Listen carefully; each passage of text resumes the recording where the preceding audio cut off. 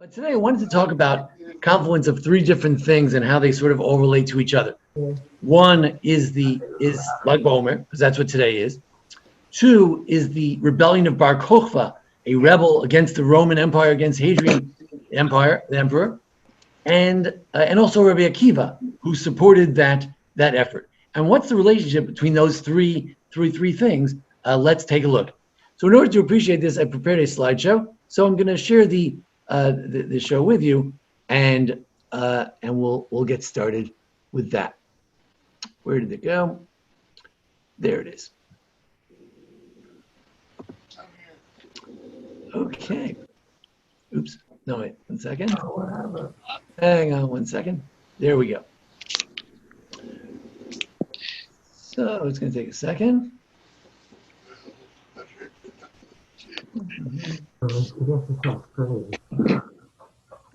Oh, technology, there's always surprises, right?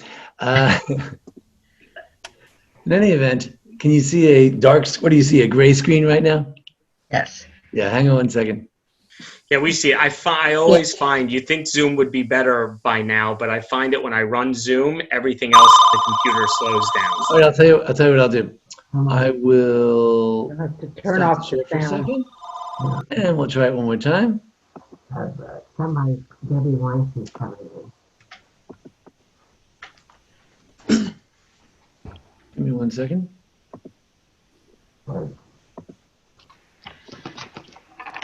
Very strange. 1 second. All right. Well, we'll look at it kind of in the dark like this. Let's see. Let me try that one more time. Share the screen again, and we'll get started. Well, we can just barely see it, so we'll have to work like that. Maybe we'll try this. Okay. All right. So it's hard to see the screen, but you can see a little bit where it says Rabbi Akiva, Bar Kochva, and baOmer.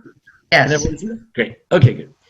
So we have these three things: the bonfires of baOmer. We have Bar Kochva, Rabbi Akiva. What's the relationship between all these items? So we move along to our next slide. If I can move it. Can't move it. Let's see what I can do about this. Jeremy, we have a slight technological glitch. Hold on 1 second. All right, I'll tell you what I'll do. You won't see the slides. I'll wait till later. Hang on 1 second. Just bring it up on my phone. I could probably somehow share with you on the phone. Oh, you know what I can do, Jeremy? I'm going to share this document with you. Maybe you can try to share it, okay? I'm going to share this document with you. And then maybe Jeremy can share his screen. And we'll all be great. Sorry about the technological. It's so funny how these technological problems come up. You know, you can Zoom every day, but I tried to Zoom with my mother, and like the whole thing fell apart. Jeremy, why is it? There he is. Only thing is, it's not a Gmail account. They're going to ask you for permission. Okay.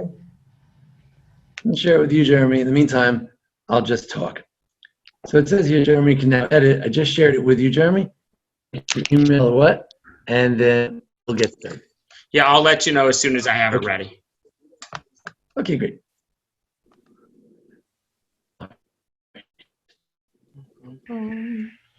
Open in slides.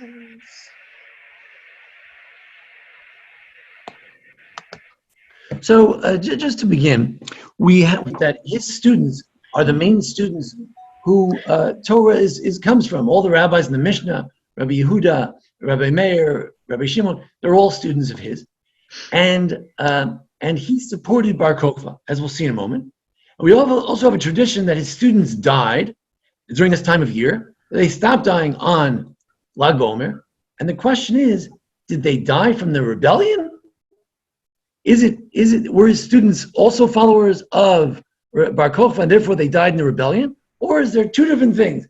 Rabbi Akiva had students. They died in a plague. They had their own coronavirus, not a novel virus, not the new virus. They had the old one. And they all died. And later he only had 5 students left, and they're the ones who wrote the Mishnah and the Midrash and everything else. And also, Rabbi Akiva happened to be a great supporter of Bar Kochva. It's two different things. or are they connected? So Jeremy, how are we doing on that? Any progress? So it asked me to request access. So I hit that link. I don't know if it sends you an email or not. Okay, great. I'll be right with you. 1 second. Yeah, I see that. Hang on 1 second. Oh, there's Lynn. There's Lynn. Hi, Judy. Oh. Now, Who? It's moving so. It says I picked Lynn it. Weiner. See if it's any good. Who is that? So with the Talmud in Yevamot, in one of the tractates in the Talmud, says that Rabbi Akiva had 12,000 pairs of students. We know that Talmudic students like to study in pairs. Chavruta. I say something, you argue with it. You say something, I argue with it. 12,000 pairs, so 24,000 students. And they were from here to there in Israel, all over the place. And all of them died at the same time. And the rabbis, of course, always try to attribute what did they do wrong? They didn't give honor one to another. Now, people say that's very strange. Rabbi Akiva taught that we should love our neighbor as ourselves as one of the most important principles in the Torah. So why did the students not honor each other? He said, he taught them to love each other. He didn't teach them to treat them with extra honor. In other words, I might say, Jeremy's a great guy, but I'm not going to give him any honor. I mean, he's not better than I am. But the rabbis say, no, you should treat everyone like they're more important than you are. And that was the problem. And Torah almost came to an end until he taught 5 students. Instead of the 24,000 students, he now had 5 students. And they were Rabbi Meir, Rabbi Yehuda, Rabbi Yossi, Rabbi Shimon, Rabbi Lazar, and Shemua. And it is those students who revived Torah. Now, when did they die exactly? The same time. They say it was between Pesach and Shavuot. Some editions of the text in the Sefer HaManim, in a medieval work, say that they died between Pesach and Pros HaTzeret, half of Shavuos, which some people interpret to mean Lag BaOmer. So this was the great day when the students of Rabbi Akiva stopped dying. Now, if you're not experiencing a pandemic and you think you're going to have a celebration because people stopped dying, it may seem kind of odd. But now, in the midst of a pandemic right here, could you picture if there was a day when it said in the front page of the New York Times and front page of the Memphis Commercial Appeal, it said, today there were no deaths from coronavirus in the whole world. Wow. That would be a great day. That would be a special day for all of us, for Israel. So today is that day when they stopped dying. Now, is that related to the fact of Rabbi Akiva's support for Bar Kochva? If when Jeremy gets us, go to the next slide. Let me see here. Oh, it's still loading. It's loading. Anyway, so how do we know Rabbi Akiva supported the rebellion? So it says in the Jerusalem Talmud, there are 2 Talmuds. One is from Israel. They call it the Jerusalem Talmud. It says that Rabbi Akiva gave Bar Kochva a new name. Instead of Bar Koziva, his name used to be Koziva, which means it's probably the town he came from, but it also means false, oddly. But Koziva, they called him the Bar Kochva, the son of a star, an allusion to the verse. Next slide, please.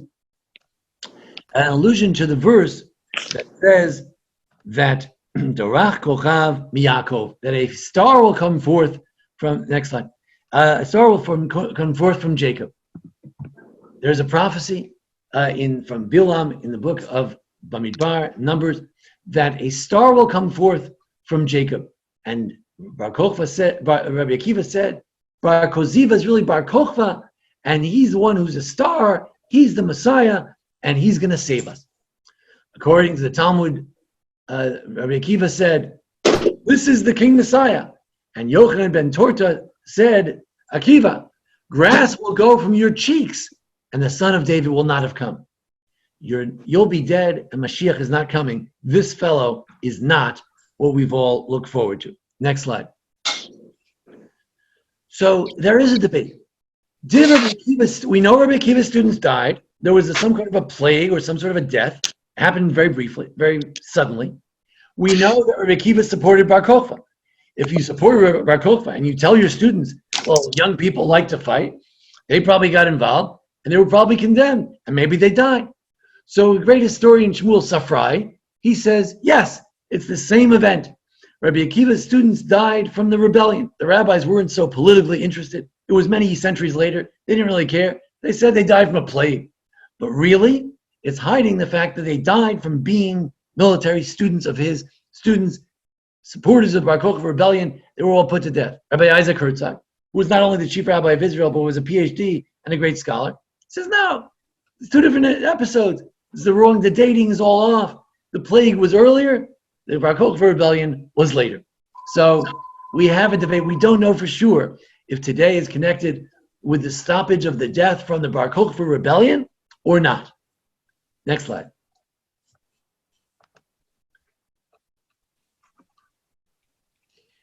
Now, how bad was the when they put down the rebellion? How bad was it? By some estimations, 180,000 people died. And although ancient historians said it, and the rabbis describe, such devastation, sometimes you wonder about ancient figures. So one historian said, yes, we believe that these figures are real. It was a huge devastation. The Romans squelched our rebellion, destroyed us completely, as we'll see in a moment. The Rambam, Maimonides, in codifying the destruction of Beitar, that's the main city of Bar Kochva at that time, says it was captured, it was inhabited by tens of thousands of Jews. Unless you doubt it, historians back it up as well. Next slide. So what was the Bar Kochva rebellion? Well, Hadrian was the Roman emperor throughout the world in 117 to 138 CE in Common Era. And the Bar Kochva rebellion was toward the end of his reign, 132 to 135. 3 years of rebellion against the Romans. Some say that when the Roman Emperor Hadrian vowed to rebuild Jerusalem from the wreckage, we were very excited. And he was thinking of rebuilding Jerusalem as a gift to the Jews. But apparently the Samaritans or somebody messed it up. And Hadrian visited, and then he decided to build it as a Roman colony, which would be inhabited by legionnaires, and he would dedicate the new city to himself and particularly to Jupiter. He'd make a temple on a temple mount to Jupiter. So instead of being a temple to God, the temple, which had been destroyed in the year 70, again, we're about 50 years after the destruction of the temple, the Jews are hoping maybe the Roman, he's a nice guy, maybe he'll rebuild the temple. And he was thinking about it. And then he changes his mind. Imagine how disappointed the Jews were. And not only that, but he's going to put a Jupiter in our temple and on Temple Mount. So the Jews were furious. Next slide.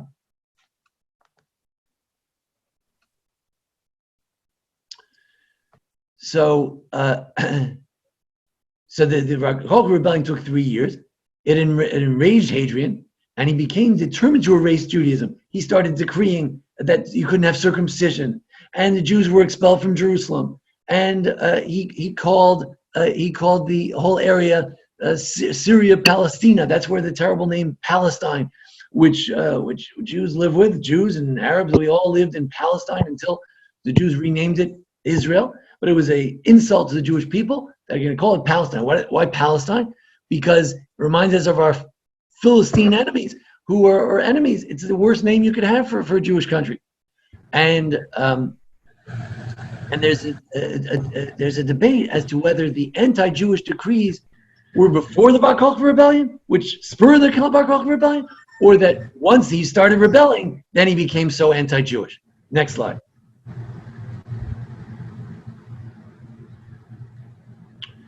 So, who is Bar Kochva? We mentioned. Next slide. Now, there was a very important historian, Cassius Dio, a Roman historian, a Roman senator, who wrote a Roman history that's considered a very good history. And he gives a detail there. He says, at Jerusalem, Hadrian founded a city in place of the one which had been razed to the ground by the Romans, naming it Aelia Capitolina. And on the site of the temple, he raised a new temple to Jupiter. This brought on a war of no slight importance, nor brief duration. The Jews deemed it intolerable that foreign races should be settled in their city, and foreign religious rites planted there. So long indeed as Hadrian was close by in Egypt, and again in Syria, they remained quiet. save insofar as they purportedly made of poor quality such weapons they were called to furnish in order that the Romans might reject them and they themselves might then have use of them. But when Hadrian went farther away, they openly revolted. Next slide. 50 of their most important outposts and cities and 985 of their most important villages were razed to the ground. We mean razed to the ground. 580,000 men were slain in the various raids and battles, and the number of those that perished by famine, disease, and fire was past finding out. Thus, nearly the whole Judea was made desolate, result of which the people who had a forewarning before the war. For the tomb of Solomon, which the Jews regarded as an object of veneration, I didn't know about this, fell to pieces of itself and collapsed, and many wolves and hyenas rushed howling to their cities. It was total devastation. Next slide. So who was this Bar Kochva figure? If we want to link him with Rabbi Akiva wouldn't say, I don't know whether he would say that some very sacrilegious fellow was Mashiach. Maybe not, maybe it could be. But how religious was this fellow? So it's interesting, we found letters of Bar Kochva in the Dead Sea Scrolls, in the Bar Kochva caves. And this is one of the letters right there. Next slide. First line says Shimon, and the third line is very hard to read. It's sort of not exactly the script we have today. It's not exactly not the script. And it says something about Sukkot and about Lulavin and Etrogim, the celebration of Sukkot. So he sent a letter to someone, we need Lulavim and Etrogim. Etrogim and Lulavim and Etrogim. So we see that he was a functioning Jewish person like you would expect a Jewish person to be in those days. What else? Let's continue. Right? That's the third line. Now, here's a big question. Did he capture Jerusalem? So we have a coin, which if you look in the newspaper in the Jerusalem Post yesterday, they said that they discovered another one of these coins. There are very few of them. But he took the Roman coins and he overlaid it with the seal of a Jewish symbol. This could be a bundle for a lulav and for an etrog in the middle there. And it says, you'll see in a moment, it says for the capture of Jerusalem, for the liberation of Jerusalem, freedom of Jerusalem. Is that a prayer? Is that a coinage? He says, look, this is the first year from the liberation of Jerusalem, the second year, liberation of Jerusalem. Did he liberate Jerusalem? Did he not liberate Jerusalem? And who knows? Who wants to take a guess? What is that a picture of on the left? That left side of the coin, what is that a picture of? Temple. Sorry. The temple, correct. And what's in the middle of it? The Torah? Could be. It could be an ark. So he used religious symbolism. Again, doesn't make him a great tzaddik or a big Hasidic Rebbe, but he used religious symbols, a lulav, a temple. He's fighting for the temple. He's fighting for the Jerusalem. So did he capture Jerusalem or didn't he? Next slide.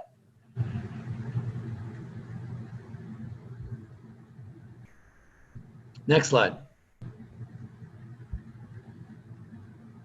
Out of 22,000 ancient coins found in the old city of Jerusalem, only 4 can be traced back to the Bar Kochva rebellion, and we found one the other day. So what does that tell me? Was Bar Kochva and were his people using his coinage in Jerusalem? Yeah. Well, only a little bit. Only 4 out of 22,000. Not very much. So a lot of historians say, no, he did not capture Jerusalem. I saw an article that said maybe he did capture Jerusalem. It's generally assumed he didn't capture Jerusalem. But he was trying to. It was part of his goal. He had a coin about it. And here's a map. I'm sorry, it's a little twisted. But all those red areas are areas where at one point or another in his rebellion, different years, say the year 60, in these different years, he captured different parts. For instance, where is Beitar? So Beitar is south of Jerusalem. My Yeshivat Har Tzion, is about 7 miles south of Jerusalem. I'm sorry, Bethlehem is 7 miles south of Jerusalem. 7 miles south of that is Gush Etzion. And in Gush Etzion somewhere is Beitar. Today it's an ultra-Orthodox city. It's funny, that area. The Arabs actually call one area near there Khirbut El Yehud. So Khirbut sounds like Charuv. It's destroyed, a destroyed Jewish city. as it was known by the Arabs, by all people in the area. This was an area that used to be a tremendous settlement of Jews, and now it's been destroyed. Next slide. So he had quite a swath of land. He may have conquered Jerusalem. Now, how did Bar Kochva die? So the Gemara has a kind of a funny story, and Gemara, all the stories tell, and the Talmud tells are true, but some of them are more true than others. The Talmud lived in years, centuries after Bar Kochva, and they told the story the way they want to remember the story. But there could be other ways to remember the story. Talmud says that Bar Kochva, they call him false. The false kazav is a lie. The false Bar Kochva, false Messiah, he ruled for 2.5 years. We said 3, more or less the same thing. He said to the sages, on the Messiah. They said to him, with regard to Messiah, it's written that he's able to smell and judge. It's a very funny thing. When you and I judge something, we think about it. But they say that the Messiah, v'haricho b'yirat Hashem, he will be judging all the nations, and he'll smell something. Most people say that it means that he'll have a spirit of God. The rabbis took it to mean that hariach, he's going to smell. He'll be so smart, he could look at something and say, this fellow smells guilty, this fellow smells innocent. By the way, there were later rabbis who also claimed to be semi-messianic, and they would decide things by smell, like Shabtai Tzvi, the false Messiah in the 1600s. And they brought him something, he would say, smells kosher, smells not kosher. There were Hasidic rabbis, they would bring him a chicken, he would smell it and decide if it was kosher. So they gave him the smell test. Maybe he had corona, maybe that was the problem. And he failed the smell test, and they killed him. Well, it says here the Gentiles killed him, maybe the Jews killed him. The Talmud is unclear. If they're saying the Jews killed him, that's disputed by other sources. If they're saying the Gentiles killed him, then it's, that would be what you'd expect, that he fought a valiant fight, and eventually he lost, and the Gentiles killed him. Next slide. So if the Talmud might imply that the Jews killed him, the Rambam writes that on the 9th of Av, we commemorate many things, and one of them is that there was a great city named Beitar, 4th line, and it was inhabited by tens of thousands of Jews. They had a great ruler, thought by them all, including the great scholars, Rabbi Akiva, to be the King Messiah. So he calls him a great ruler. So the Rambam is pro Bar Kochva. He thought he was a great ruler. But he fell in the hands of the Roman pagans, who killed them all. Calamity as great as the destruction of a temple. Thousands of Jews die. It's as great as the destruction of a temple. Thousands of people have died recently. It's also a great destruction. So it happened on that very day. On that day, the wicked Turnus Rufus, who's also Hadrian, plowed up the temple site. Also, Zion, it fulfills the prophet of Jeremiah, Zion shall be plowed like a field. So also a reference to Hadrian. So the Rambam thinks that the Romans killed him. Talmud might be saying that the Jews killed him because he wasn't a good Messiah, a false Messiah. Next slide. Next. How do we remember Beitar today? We have, if Meitav is still with us, we have Meitav with us. She can tell us more about it. Let me just share with you some of my reflections, and I'd like to hear from Meitav too. The number one, and religiously speaking, we remember Beitar not only by commemoration on the 9th of Av, but also in a grace after meals. This is a very bizarre thing I'm about to tell you. Every time we bench, we say, Hu heitiv, hu meitiv, hu yetiv lanu. That God was good to us, He is good to us, He's going to be always good to us. And the rabbis say, next slide, what does it mean He's good and He was good? What does it mean? He does good that they did not putrefy. Those bodies that the Romans left on the hills of Israel, the bodies, it was a miracle. They didn't let us bury the dead, but the bodies didn't putrefy, so we could bury them. And what does it mean that God is good? That we bury the dead. Every day when a Jew benches and says the grace after meal to Birkat Hamazon, a Jew is remembering that, wow, there was a great plague. 185,000 people died. And thank you, God, we got to bury them. Now, after the Holocaust, we realize how great that is, right? Millions of people died, and they were never buried. So we say, thank you, God. These people died, yes, but they were buried, and there's something to that. I'm sure many parents in Israel who, like my friends, the baOmer, of Zachary baOmer, when his body was not found, they were so upset. And his mother lived to see that he was buried. They say, thank God Zachary baOmer was buried. It's a great thing. Well, think about that. What if today is like a Thanksgiving, not Thanksgiving for the good times. Thank God we're alive.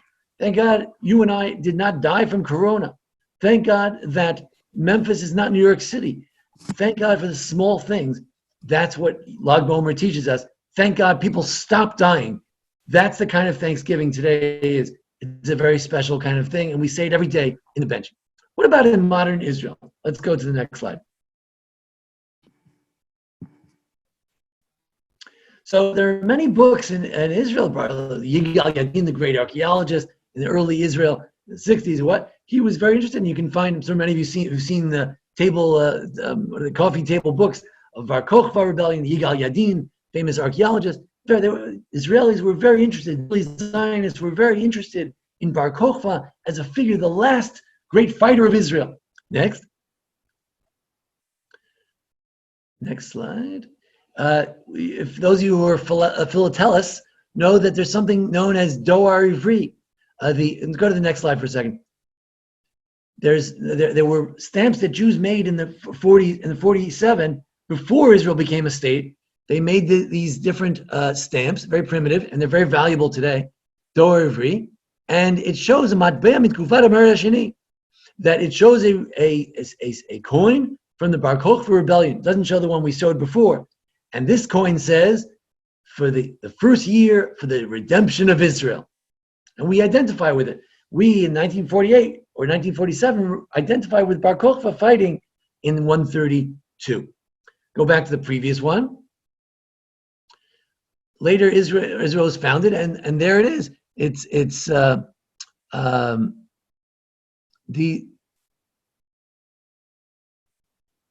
mentions 132, the year of the rebellion, 132 to 135, and it talks about the war of Bar Kochva, and it's a tribute to Bar Kochva, and there are Bar Kochva coins. Let's go up a couple of slides.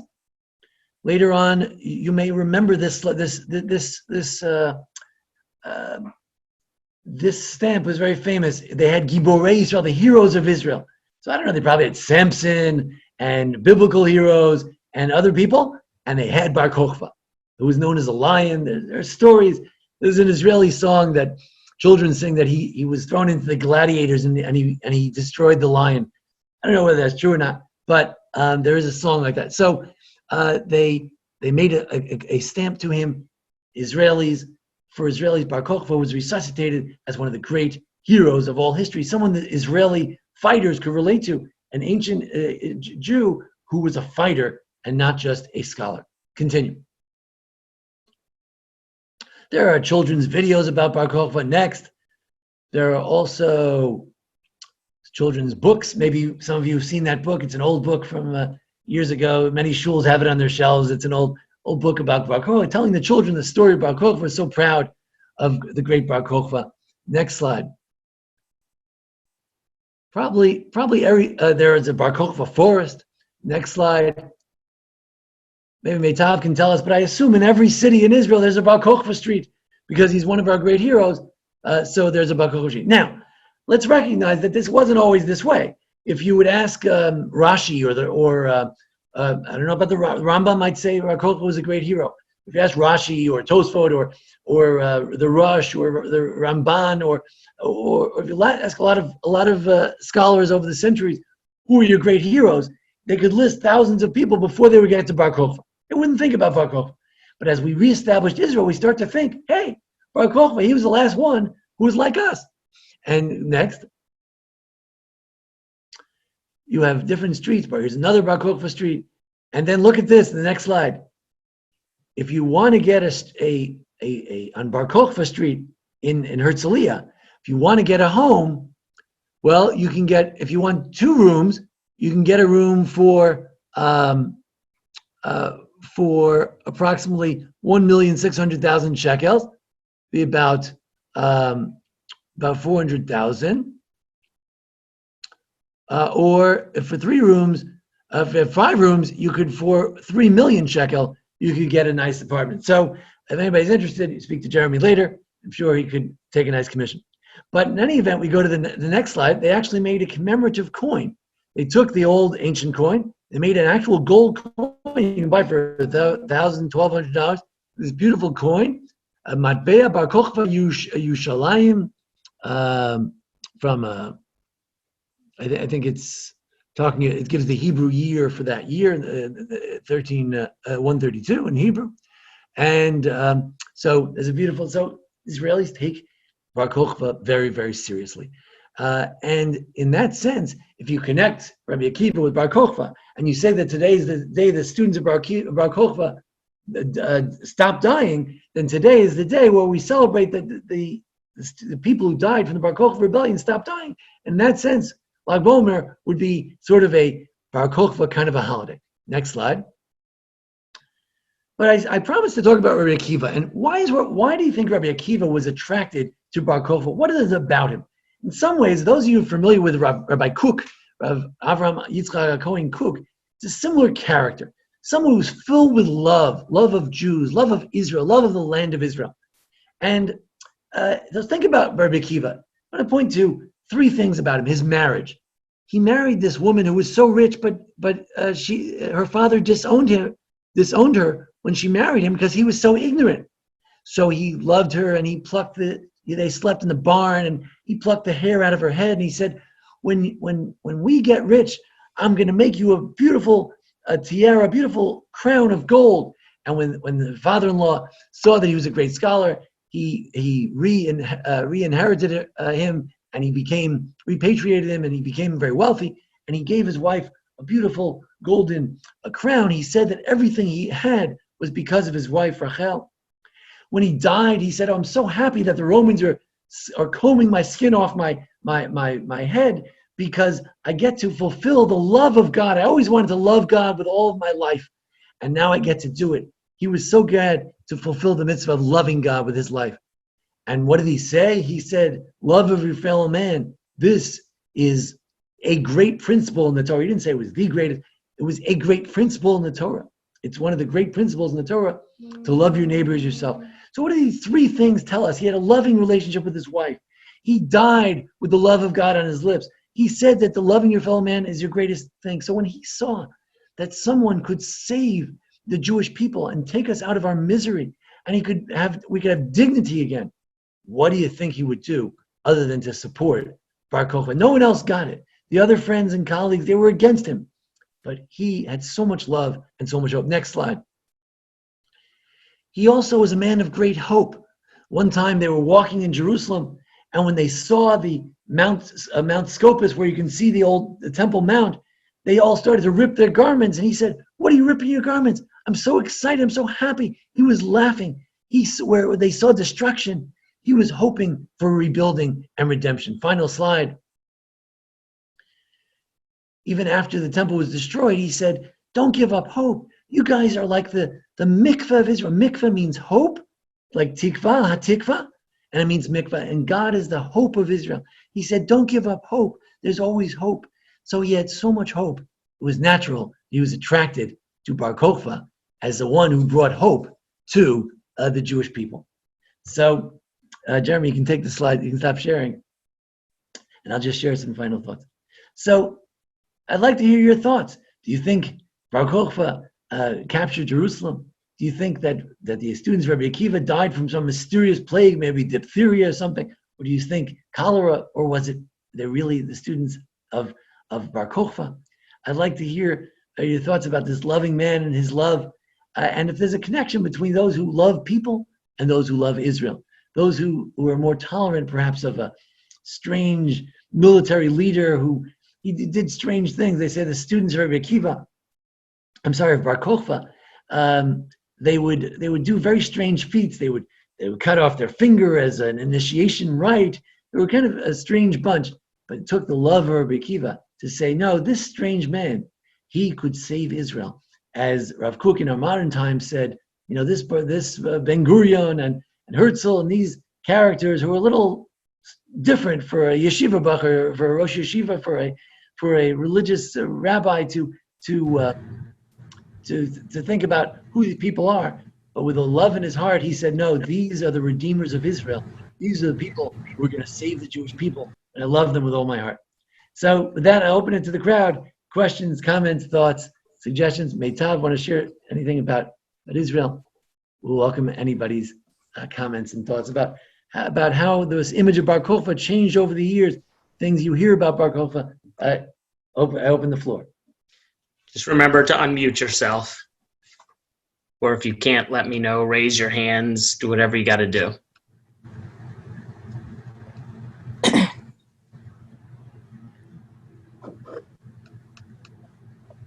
will go through and unmute some of those.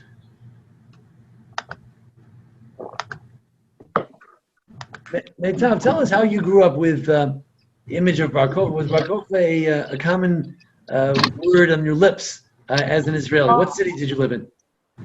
Modi'in. And I just told my mom this morning that it's amazing to see what's the difference, how you educate about baOmer here, that the focus is much more about Rabbi Akiva, and in Israel is much more about Bar Kochva.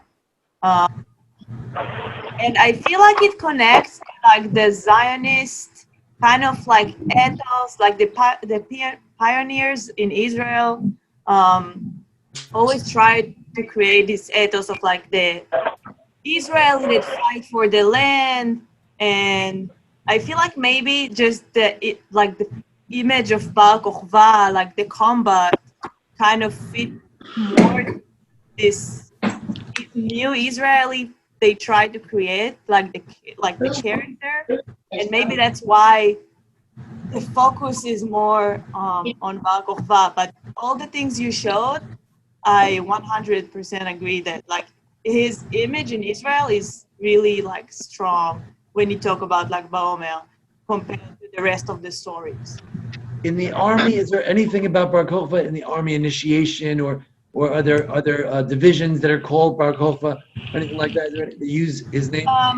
Not that I know. Maybe actually it's interesting. Not that I know about. But yeah, you know, there are all the stories about the line, and all the songs are about like fighting, and like we will fight against the you know, the darkness and all this stuff. It's all about like fighting and not about other, you know, praying. So think about what we did with it. Here's a man who led a rebellion. It failed. Thousands of people died. But the memory of that was so strong that 2,000 years later, it inspired soldiers who actually won the war and actually conquered Israel and did redeem Israel. So, you know, sometimes you can't put the verdict out on someone for 2,000 years because, right. On the other hand, it's very bizarre, though. In all of Jewish history, you know, how many people like Bar Kochva were there? In biblical times, you had a bunch, but in the last 2,000 years, not many. It was a struggle for the Zionist movement. Who do you pick and who do you choose? But it's interesting that, yeah. No, yeah, and it's like really how, you know, how historians and like how the people that create like kind of shape history choose to emphasize, you know, what to emphasize.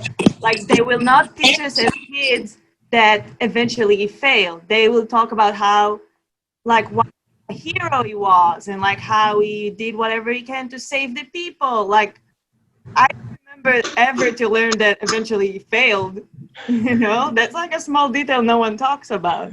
So it's really about how to, like, our leaders try to like kind of shape history to fit to what Some they people want. would argue that the reaction, that if you look at the rabbis in the Talmud, they don't seem to talk about, you know, we're going to take back Israel and it's a mitzvah to go and kill the Romans. And one reason that the rabbis in the Talmud perhaps were so pacifist, they didn't seem interested in taking over Israel at all, was that they were so devastated by the memory of the Bar Kochva, you know, destruction, the Beitar destruction, that it was like never again. Their never again was never again will we fight with the Romans. That's not a good idea. But we didn't. That attitude didn't last forever. How about the rest of you in your Sunday schools, in your yeshivas, in your education about Judaism? Some of you are from outside the Jewish community. Did you hear about Bar Kochva? Is it something you experienced? Surely studied in Israel. Was it something that you learned about in Canada or in Israel as a child, or in Israel as a student? Child, I went. How about you, Lenny, in Stern College? What do you say? Well, I was going to tell you that. Does Shirley want to talk? Was Shirley going to say something? I was going to say, yes, I went to Jewish school, so I did learn about Bar Kochva. Not that I remember a whole lot, but we did learn about him. Go ahead, Lenny. No, I was just going to say my strongest memories of, growing up here in Memphis, and going to Sunday school also, besides the day school, is that the Sunday schools would all have picnics on Lag baOmer. That was the big thing. And what we learned is that, we had bows and arrows, and I think we may have even, I don't know if we had archery, we had all these contests, three-legged potato walking contest with one of those bags, but that the Jews would learn Torah in secret, and then they would, when the Romans were coming, they would take their bows and arrows out. And then we learned the song about Rabbi Akiva, Your teachers were connecting the Bar Kochva, Lag baOmer. Right. Bar Kochva, it was all connected, right? Right. I didn't learn so much about Bar Kochva, I have to say, until college. I don't know. But they were fighting. You're saying that they were, your image was that they were really learning Torah. The arrows were not Bar Kochva arrows. They were just playing for fun. I don't know what they were doing. Right. Right. Yeah, I have to look into the origin of that custom. Yeah. We always hear about that. What else? Faye, how about you? Growing up, let's see, I don't want to say exactly when some of you grew up, but some of you may have grown up before Israel was founded. Did you hear about Bar Kochva in the early years?